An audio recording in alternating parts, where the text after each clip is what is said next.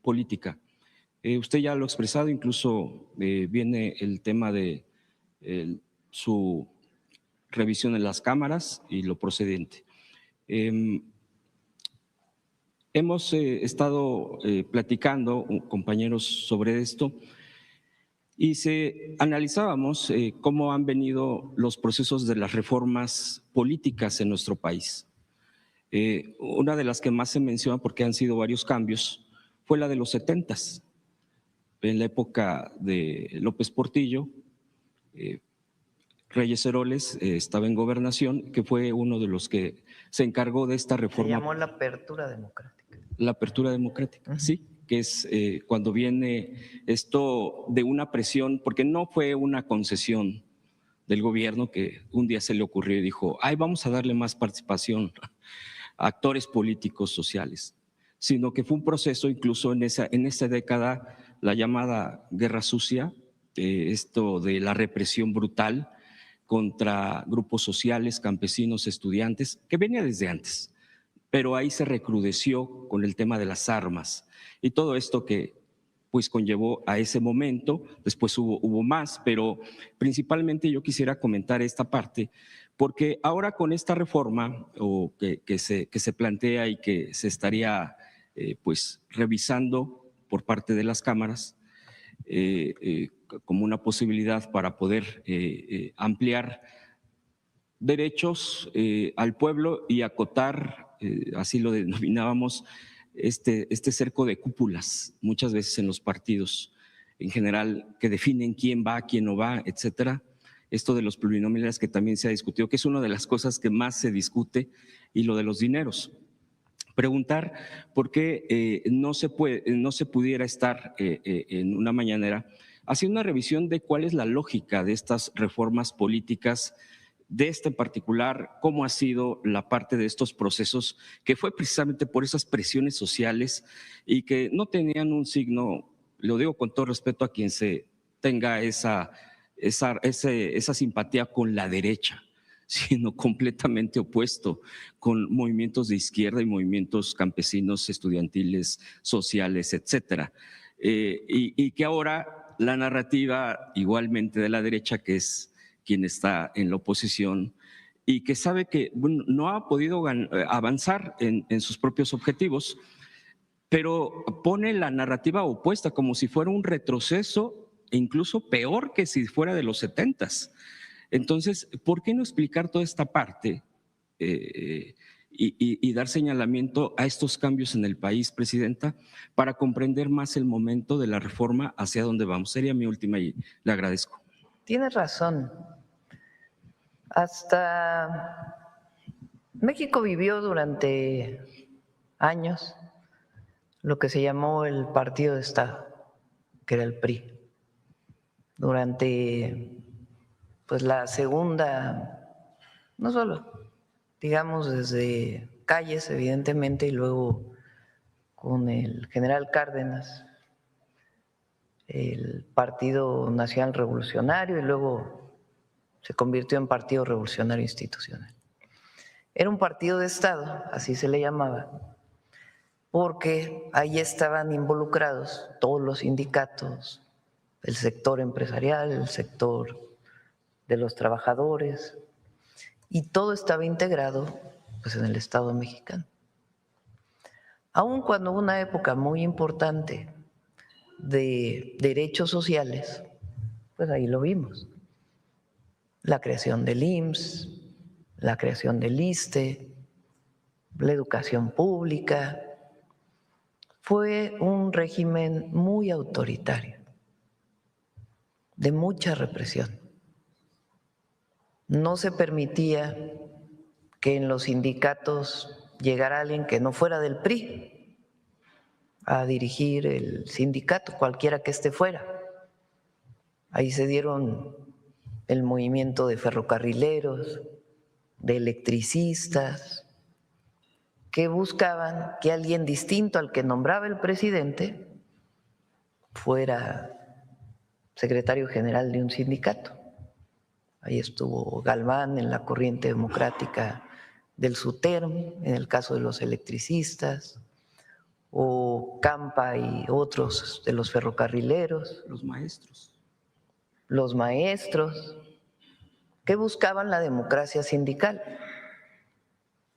o mejores derechos sociales, y eran reprimidos. Todo el periodo del Partido de Estado se caracterizó por un profundo autoritarismo. Su cúspide, digamos, aunque había habido represión de médicos, de ferrocarrileros, de maestros, de electricistas, fue la represión de 1968 contra los estudiantes, que se organizaron por un conflicto que hubo en una preparatoria y que después se fueron organizando, que fueron reprimidos y se fueron organizando para pedir la desaparición del cuerpo de granaderos, para pedir la liberación de los presos políticos. Estaba preso entonces Valentín Campa, Vallejo, a ver si me acuerdas tú, José Alfonso,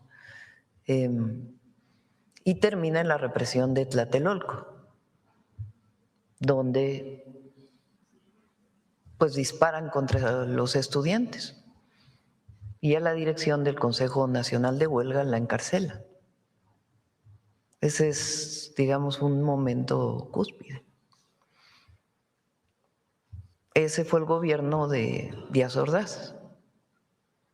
Fíjense, López Mateos nacionaliza la electricidad y tiene un discurso nacionalista muy reconocible, pero reprimió a maestros, a organizaciones sindicales que querían o trabajadores que querían democracia sindical.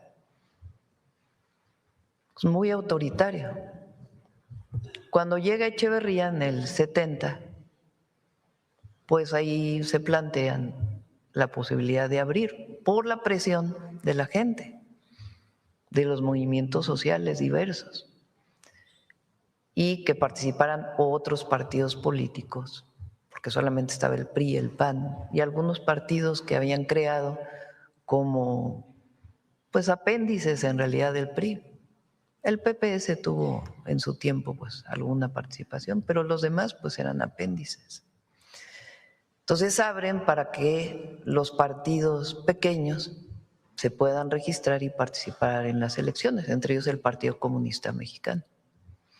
A eso se le llamó la apertura democrática y se permitió que participaran y que dependiendo del porcentaje de votación tuvieran diputados plurinominales. Ahí se inició.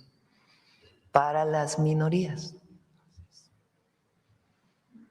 Después vino la reforma política con López Portillo, donde se avanzó más, pero tienes razón de que no fue una concesión del gobierno, fue producto de una movilización popular muy intensa, exigiendo democracia. Después viene, digamos, un quiebre muy importante que es 1988. Porque el neoliberalismo inicia en 1982 con Miguel de la Madrid. Un sexenio de mucha inflación, recortes en el gobierno. Además se atravesó el sismo del 85, donde el gobierno tardó mucho en atender a la gente.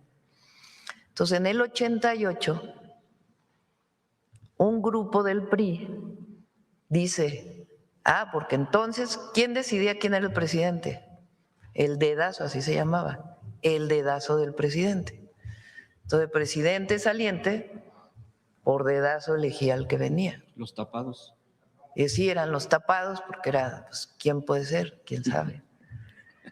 Y entonces el presidente decidía su sucesor, porque eran puros hombres.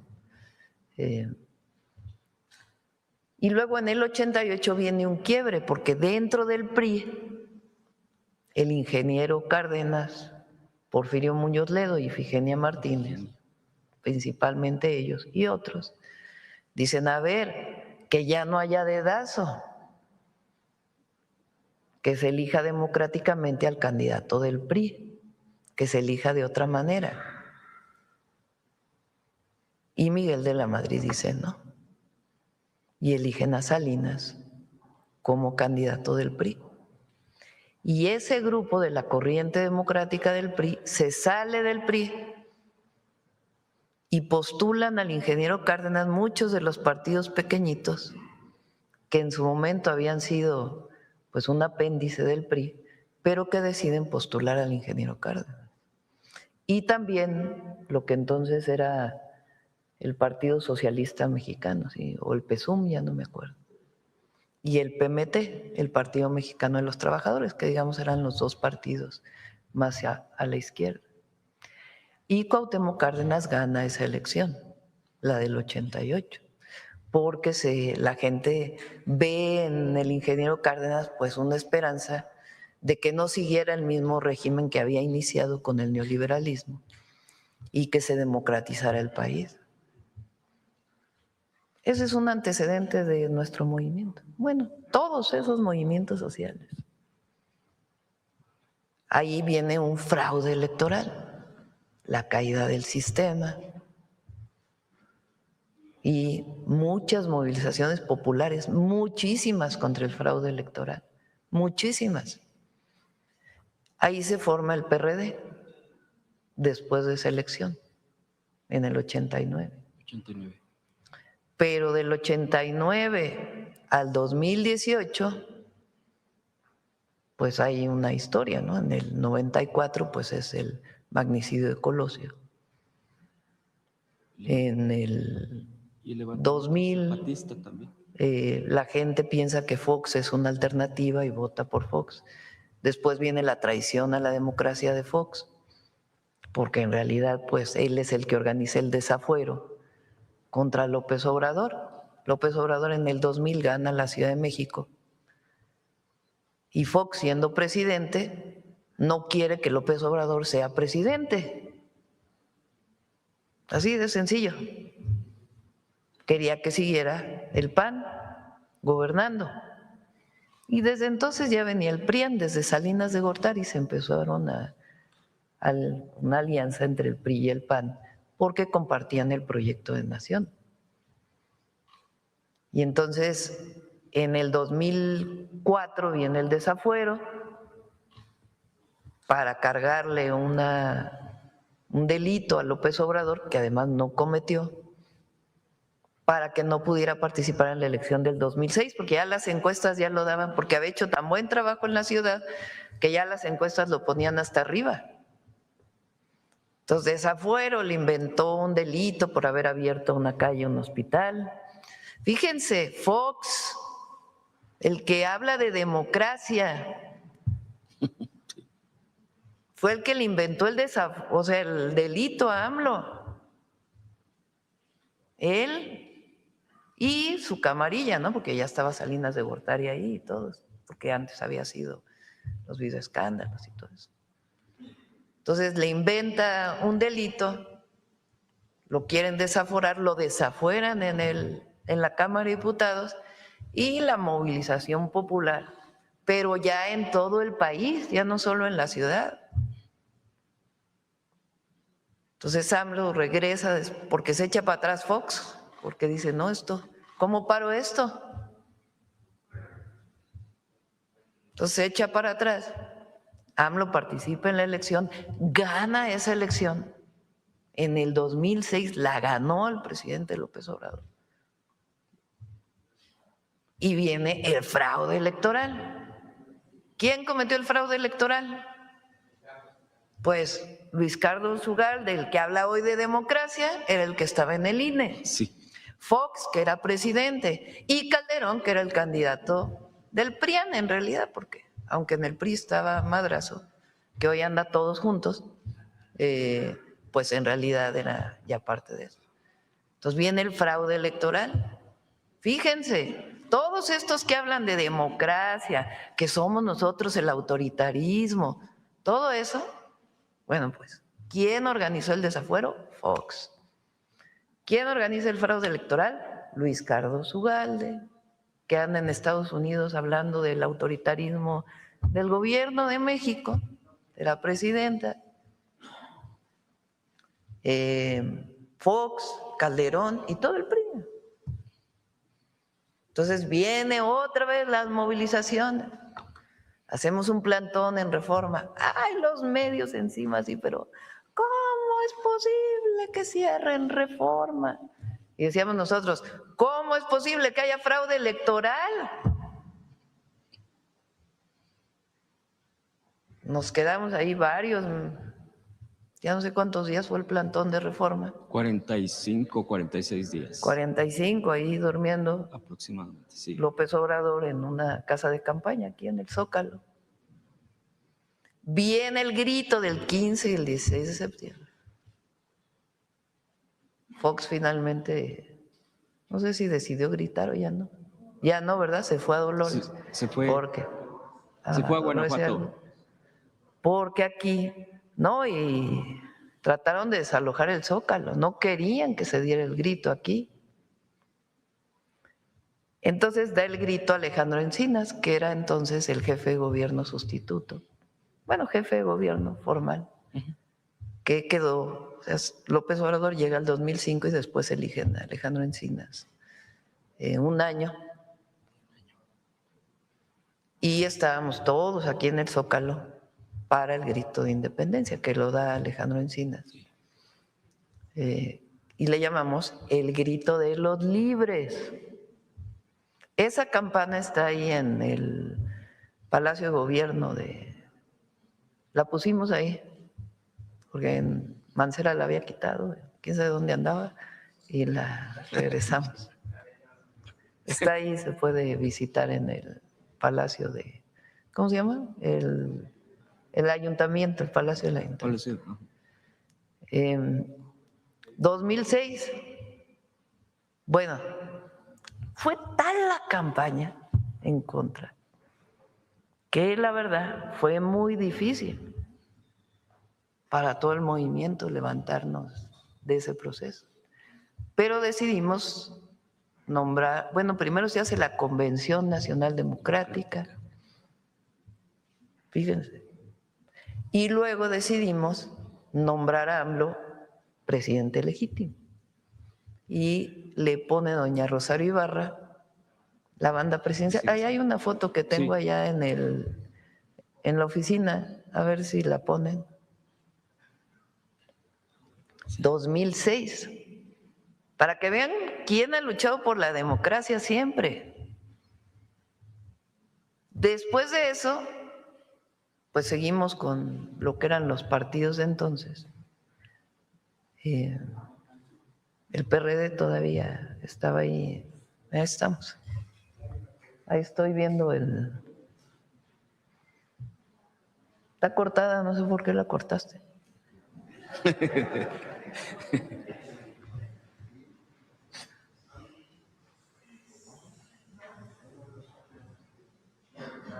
Lleno el Zócalo, llenísimo.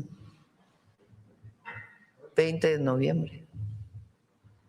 Y de ahí AMLO decide, se forma el gobierno legítimo. Entonces yo, en enero yo del 2007 regresé a la universidad a trabajar, pero seguí participando en el movimiento. Era secretaria del Patrimonio Nacional del gobierno legítimo.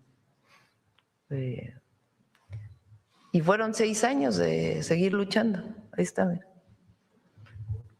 Bueno, había más compañeros, no sé por qué los quitaron de la foto.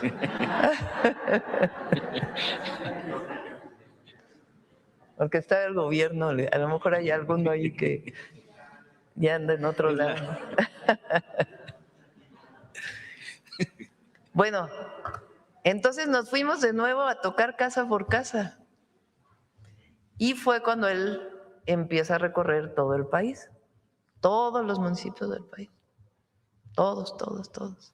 Y nosotros tocando casa por casa. Fíjense, yo trabajaba en la universidad y los fines de semana me tocó Querétaro y San Luis Potosí, de esos 2 estados. Íbamos a credencializar para el gobierno legítimo. luchando por la democracia, por las libertades, por la justicia social. Y luego viene el 2012, la elección del 2012. Y ahí viene pues toda la compradera del voto de Peña Nieto. Las tarjetas Monex. Las tarjetas Monex, Soria. la estafa maestra. En fin, mucho dinero, muchísimo dinero en esa elección. Y nosotros consideramos que había sido un fraude, pues porque se compró mucho voto. Entonces fue que nos organizamos y decidimos que pues ya el PRD no nos representaba porque ellos firmaron el Pacto por México en 2012 con Peña Nieto. Y ahí acordaron pues la privatización del petróleo, la reforma educativa. Entonces decidimos que pues ya era tiempo de formar un nuevo partido político y se forma Morena. Allí participamos en el 2015 por primera vez. Ahí en el libro que escribí ahí cuento algunas cosas. Y luego, y bueno, obviamente hablo en el libro Gracias también lo cuento. Y en el 18 pues gana la elección Andrés Manuel López Obrador. Ahora, todos estos que hicieron fraudes electorales, todos estos que se convirtieron en el PRIAN, todos estos que fueron parte del modelo neoliberal que empobreció al pueblo, los que avalaron el fraude, que quitaron derechos, sí, los que avalaron el fraude, ahora son los paladines de la democracia. Y ahora ellos son los que nos dicen a nosotros autoritarios. Estaba viendo ayer que en el Congreso ahora van a organizar un foro que se va a llamar Autoritarismo contra Democracia. ¿Pero quiénes son los autoritarios? Más bien hay que organizar uno que se llame Democracia y Defensa de la Nación contra los vendepatrias, ¿verdad? Los que andan yendo allá a Estados Unidos a ver si les hacen caso. Y al final, ¿qué es la democracia? El gobierno del pueblo. No se nos olvide eso. Porque parece que la democracia es que todas las élites estén representadas en el gobierno. No, es el pueblo. Esa es la definición de democracia. Gobierno del pueblo. Lincoln decía, gobierno del pueblo, para el pueblo y por el pueblo. Entonces, ¿cómo va a haber democracia sin pueblo? Eso no existe. Entonces, ¿cuál es el planteamiento de la reforma? Pueblo, pueblo, pueblo. Gracias, presidenta. Ya me pasé. Gracias. Ya fue mucho. Ya nos vamos.